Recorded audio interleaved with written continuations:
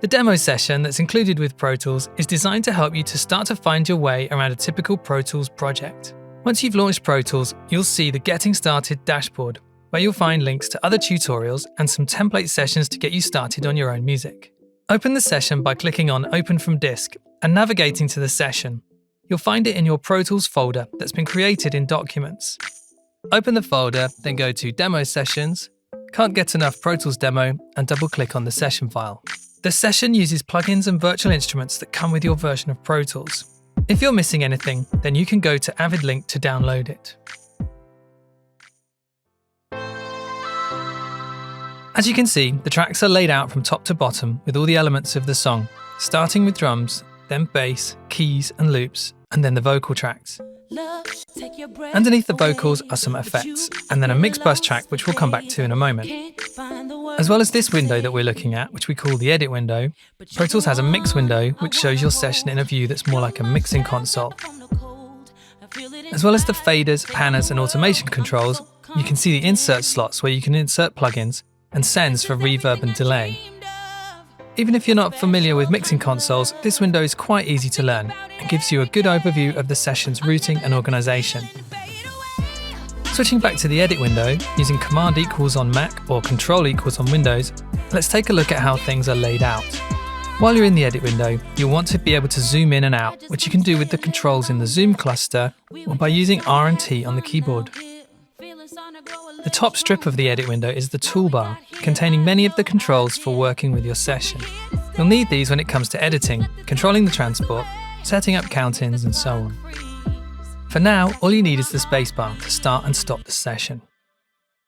The rulers above the tracks show where you are on the timeline, whether that's bars and beats or minutes and seconds. You also have rulers for tempo, meter and chords.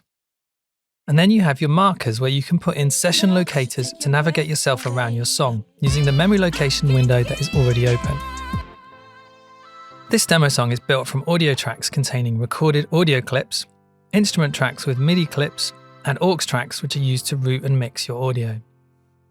The main beat in this track uses the groove cell drum instrument. The MIDI for the drum parts is on the instrument track, but we've routed the individual drum sounds to separate tracks so you can balance them and apply processing using the channel strip plugin or another EQ or dynamics plugin.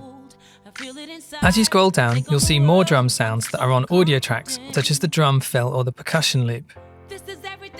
Moving further down to the keys, again we're using virtual instruments played back using MIDI, in this case the Mini Grand Piano and Expand 2 synth. Next are the vocal tracks, lead vocals for the verse and chorus and some background vocals. You can see each recorded part has its own clip, which can be moved and edited using Pro Tools edit tools. Using the Smart tool, which is activated by default, you'll see that the tools are context sensitive, so the functions change as you move around the clip, a really easy way to work. The last group of tracks are the effects returns. This is where your reverbs, delays and so on live. These effects returns are fed by sends on each track. Take a look at the verse lead vocal track. Click on the send to bring up a send level fader so you can adjust the level of reverb on the track. The last track in the session is called Mixbus.